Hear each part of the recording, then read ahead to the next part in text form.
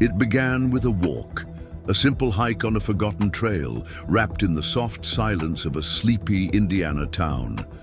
Two best friends, arm in arm, laughing against the backdrop of rustling trees and old steel, crossing the cracked wooden beams of the Monon High Bridge. The sun above them didn't know it would be the last to see them alive. February 13th, 2017 should have been just another day. But for Liberty, Libby German and Abigail Abby Williams, that ordinary snow day off school became the beginning of something dark, something that would haunt an entire nation.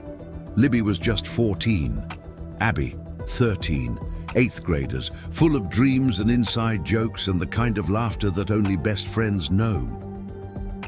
That day, they were dropped off at the trail around 1:35 p.m. by Libby's older sister. The plan was innocent.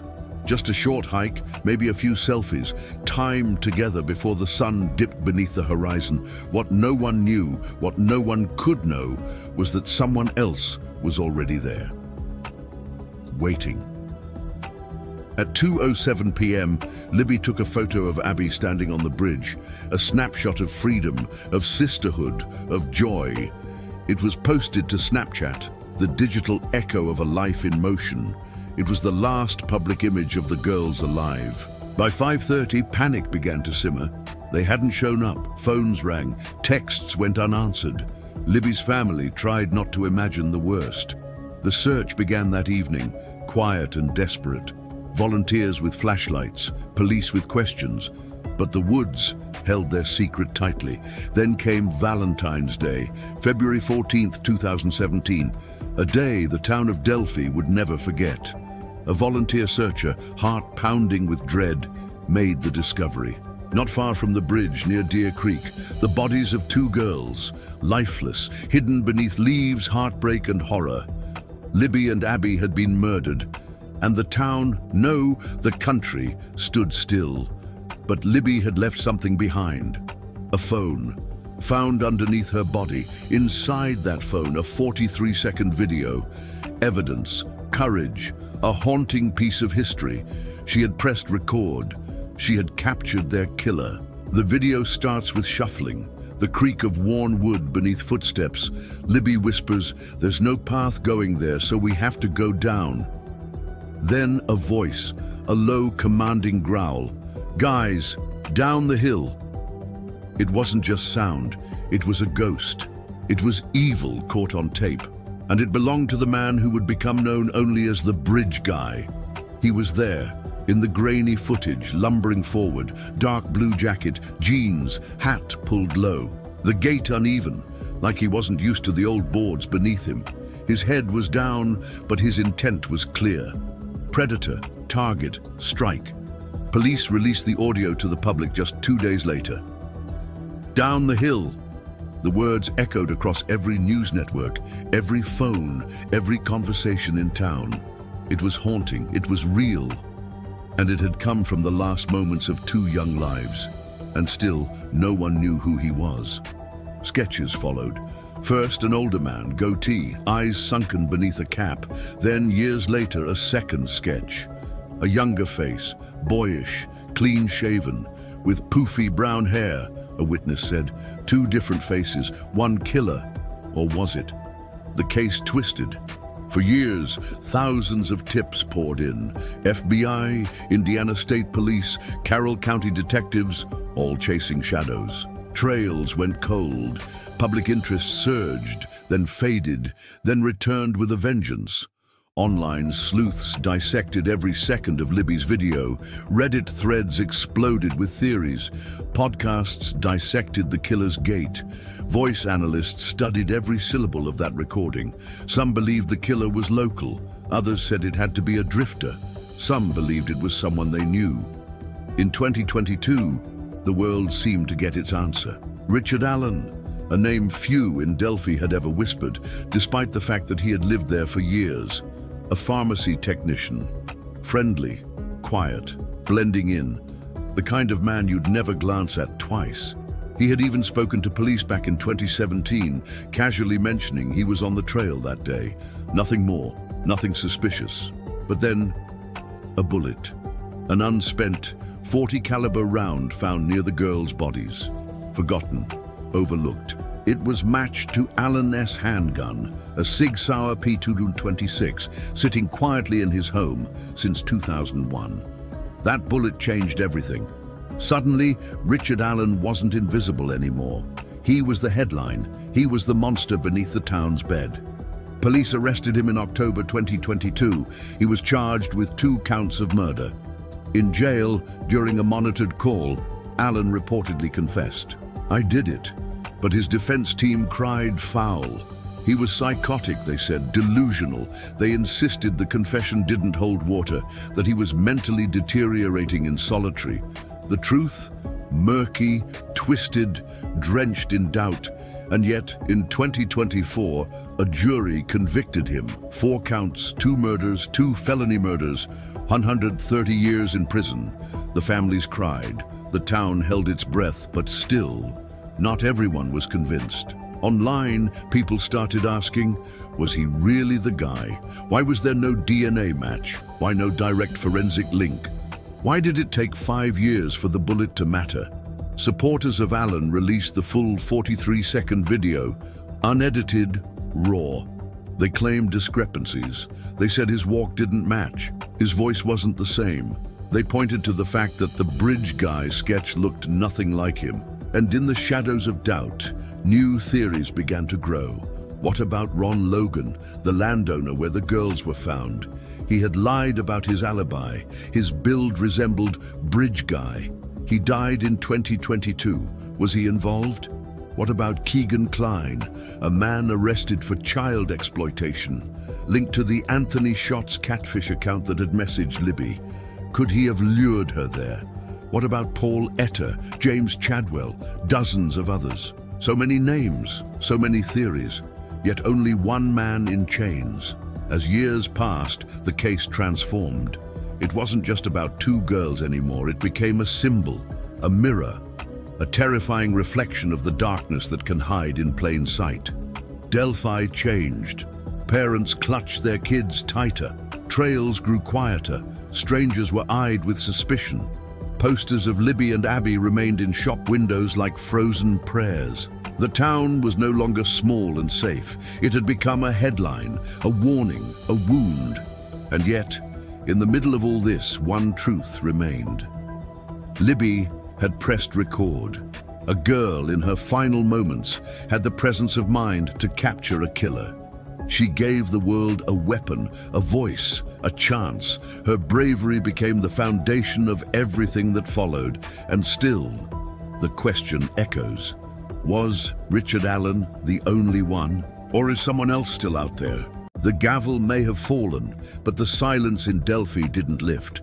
Richard Allen sat behind bars, convicted, sentenced, forgotten by some. But in the town where the Monon High Bridge cast its long shadow, the questions still breathe. Because if this was justice, why does it still feel unfinished? After Allen's conviction in 2024, something strange happened. Instead of resolution, the case grew louder, not quieter. Voices online, voices in courtrooms, voices in whispers across dinner tables, all wondering if the man in the cell was the same one who walked that bridge with murder in his eyes. Some pointed to the confession.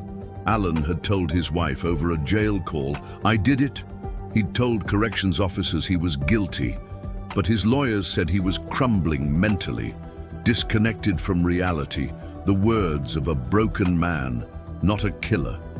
Then came the Odinism theory, a strange and horrifying claim pushed by Allen A.'s defense in 2024.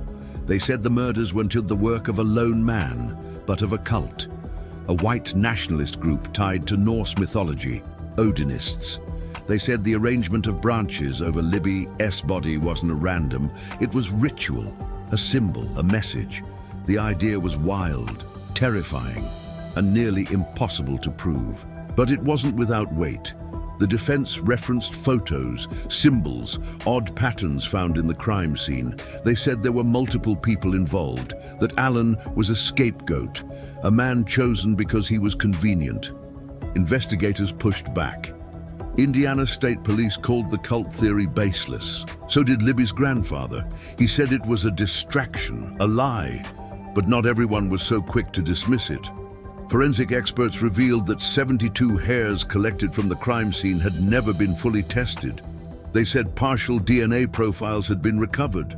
They hinted at more evidence, more science, more truth, but years later, those hairs still haven't delivered a name. And so the doubts remain. Supporters of Richard Allen, fueled by social media, built entire communities, subreddits, podcasts, hashtags. They called him innocent, a man framed. They said the police had tunnel vision, ignoring other suspects for years. They pointed fingers at Logan, at Kegan Kline, at shadowy figures seen only in rumor and theory. But all that noise obscures something simpler, something more human. The girls, Libby and Abby, two friends, laughing on a trail, taking selfies. Unaware that their footsteps were echoing into history. They weren't just victims, they were daughters, sisters, classmates, teammates. Libby loved science and wanted to be a forensic investigator. Abby loved photography and drawing. They were kind, funny, brave, and it's their families who have carried the weight. Mike and Becky Patty, Libby's grandparents, never stopped fighting. They sat in press conferences, held candlelight vigils, passed out flyers with tear-stained hands. They listened to strangers speculate about the worst day of their lives. Over and over again. Anna Williams, Abby's mom, has called the last few years a living ghost story. She said justice didn't bring closure, only silence and sadness. Kelsey German, Libby's older sister, became a voice in the storm. She studied forensic psychology. She posted constantly. She begged people to listen. "Someone knows something," she tweeted. "Say something." And someone did. One tip labeled, boxed, forgotten in the clutter of an overwhelmed investigation. A tip from 2017 about Richard Allen, rediscovered by a volunteer in 2022. It was the spark that led to the arrest. 5 years too late, 5 years too quiet. And in that, the case reveals something darker. Not just about murder, but about systems. Systems that fail, that lose evidence, that let monsters walk. The Delphi investigation wasn't just slow, it was chaotic. Conflicting sketches, missing tips, a revolving door of suspects. And through it all, the only consistent clue, a teenager's bravery. Libby recorded him. She gave the world a voice, a face, a map of evil, and still justice crawled. What's left now is a strange divide. Some believe the case is closed, that Richard Allen is the bridge guy, that his bullet, his confession, his presence at the trail, his voice, his silence, all of it makes sense, that he walked behind them, lured them, killed them. Others see doubt.